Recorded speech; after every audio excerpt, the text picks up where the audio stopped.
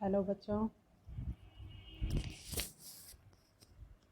हमने राज्य की उत्पत्ति के सिद्धांतों में सामाजिक समझौतेवादी सिद्धांत की चर्चा की थी, जिसमें हमने हॉब्स, लॉक और रूसो के बारे में जानकारी ली।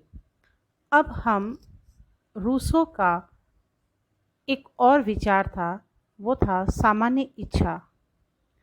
तो रूसो के राजनीतिक दर्शन का सबसे महत्वपूर्ण इम्पोर्टेंट पॉइंट जो है वो है सामान्य इच्छा का सिद्धांत।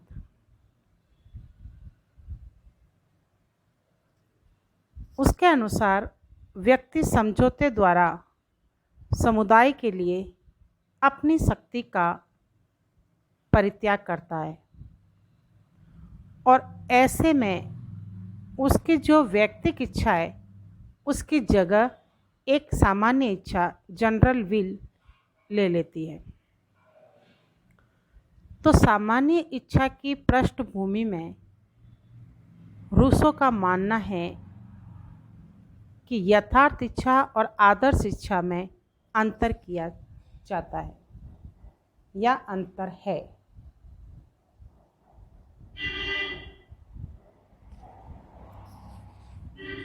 यथार्थ इच्छा, सामान्यतः यथार्थ इच्छा और आदर्श इच्छा का एक ही अर्थ लिया जाता है, परंतु रूसो के द्वारा इसका प्रयोग विशेष अर्थों में किया जाता है। रूसो मानता है कि यथार्थ इच्छा मानव की इच्छा का वह भाग है जिसका लक्षण व्यक्तिगत स्वार्थ की पुष्टि हो, जो स्वयं व्यक्ति में केंद्रित हो। इसका मतलब यह है कि यथार्थ इच्छा जो है, एक्चुअल में जो विल है, वास्तव में जो इच्छा है, वो मानव का वो भाग है जो उसमें स्वार्थ की पुष्टि होती है। वो अपने स्वार्थ को ध्यान में रखने, अपने स्वयं के हित में सोचकर वो या उसको केंद्रित में रख के करता है। इसके अंतर्गत सामाजिक हित की अपेक्षा व्यक्तिगत स्वार्थ प्रबल होता है। तो ये समाज विरोधी इच्छा है और क्षणिक है और छोटी इच्छा है, संकुचित है, खुद के लिए है।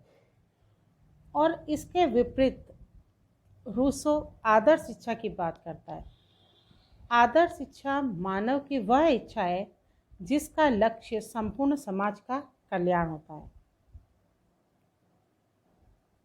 इस इच्छा के अनुसार मानव स्वयं के हित को सामाजिक हित का अभिन्न अंग मानकर संपूर्ण समाज के हित को दृष्टि में रखते हुए विचार करता है। तो इस इच्छा में व्यक्तिगत स्वार्थ का सामाजिक हित के साथ सामंजस्य तथा व्यक्तिगत स्वार्थ पर सामाजिक हित की प्रधानता होती है। क्या होता है?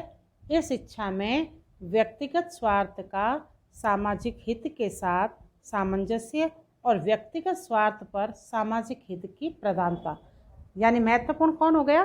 सामाजिक हित। व्यक्ति अपने स्वार्थ को तुच्छ मानता है और समाज के हित को प्रधानता देता है। और जहाँ तक सामान्य इच्छा का संबंध है, सामान्य इच्छा मानव की आदर्श इच्छाओं का योग मात्र है।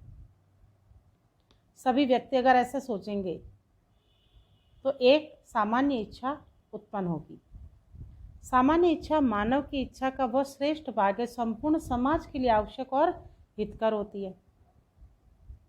तो एक समाज के सदस्यों की आदर्श इच्छाओं के योग या उनके एकीकरण के रूप में की जाती है। सामान्य इच्छा की परिभाषा हम एक समाज के सदस्यों की आदर्श इच्छाओं के योग या उनके एकीकरण के रूप में कर सकते हैं। सामान्य आदर्शों की सामान्य चेतना ही सामान्य इच्छा है। आपको बिल्कुल कंफ्यूज नहीं होना है। यथार्थ इच्छा और आदर्श इच्छा दोनों जो है वो सामान्य इच्छा की पृष्ठभूमि में निहित होते हैं। एक यथार्थ इच्छा है, एक आदर्श इच्छा है। यथार्थ इच्छा मनुष्य की स्वार्थ की पूर्ति करता है, स्वयं के दृष्टिकोण से सोचता है, स्वयं के हित की बात करता है। और आदर्श इच्छा अपने स्वयं की व्यक्तिगत हित की बात न करते हुए वो किसकी बात करता है? समूचे समाज के हित की बात करता है। तो अगर व्यक्ति के पास में आदर्श इच्छा का योग है, आदर्श इच्छा है, तो उन सभी व्यक्तियों को एकीकृत किया जाए, उन सभी को इच्छाओं को एक किया जाए, या उन सभी इच्छाओं का योग किया जाए, तो क्या उभर कर आएगी? एक सामान्य इच्छा। तो रूसो की सामान्य इच्छा के दो अंग हैं, सामान्य व्यक्तियों की इच्छा और सामान्य हित पर आधारित इच्छा। सामान्य इच्छा के दो अंगों में दूसरा पहले से अधिक महत्वपूर्ण है, होगा ही, क्योंकि वो सिर्फ अपने बारे में सोचता है, और दूसरा जो है वो सामान्य हित पर आधारित इच्छा है। और जैसा कि स्वयं रूसो ने कहा है, मतदाताओं की संख्या से कम तथा उस सामाजिक हित की भावना से अधिक इच्छा सामान्य बनती है, जिसके द्वारा वे एकता में बंधते हैं। अब हम देखेंगे कि सामान्य इच्छा का निर्माण किस प्रकार होता है। इस संबंध में रूसो का कहना है कि हम सबकी इच्छा से चलते हैं और सामान्य इच्छा पर पहुंचते हैं। जब कभी जनता के सामने कोई प्रश्न उपस्थित होता है, तो जनता का प्रत्येक व्यक्ति उस प्रश्न पर व्यक्तिगत दृष्टिकोण से विचार करता है। ऐसा समाज यदि सभ्य और सुसंस्कृत हो, उसमें नागरिकता की भावना हो, तो विचारों के आदान प्रदान की इस प्रक्रिया में व्यक्तियों की स्वार्थमयी इच्छाएं एक दूसरे की इच्छाओं को नष्ट कर देती है, और इस प्रक्रिया के परिणाम स्वरूप एक सामान्य इच्छा का उदय होता है। पारस्परिक वाद विवाद के परिणाम स्वरूप व्यक्तिगत इच्छाएं परिष्कृत हो जाती है, और उनकी इच्छा का सर्वोत्तम रूप प्रकट जो होता है वो ही सामान्य इच्छा है। तो सामान्य इच्छा की जो विशेषताएं हॉब्स ने बताई है वो है अखंडता, अद्वैता, अविच्छेद्यता, सर्वोच्च एवं निरंकुश, स्थायी, लोक कल्याणकारी, विवेक पर आधारित औचित्यपूर्ण इच्छा आदि।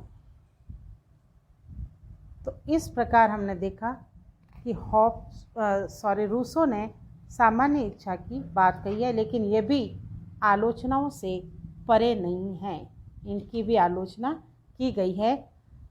पहली आलोचना इसकी यह है कि यह अस्पष्ट और अव्यावहारिक है। दूसरी आलोचकों की दृष्टि में दूसरी बात जो है वो है यथार्थ इच्छा तथा आदर्श इच्छा में जो इसने भेद बताया है वो बिल्कुल काल्पनिक है। तीसरा, सामान्य हित की व्याख्या संभव ही नहीं है। और चौथा, निरंकुश तथा अत्याचारी राज्य का पोषक रहा है। और फिर है प्रतिनिध्यात्मक प्रजातंत्र में ऐसा संभव नहीं है। लेकिन इस आलोचना के बावजूद भी रूसो की सामान्य इच्छा का विचार राजनीतिक विचारधारा के लिए एक अत्यंत महत्वपूर्ण देन है।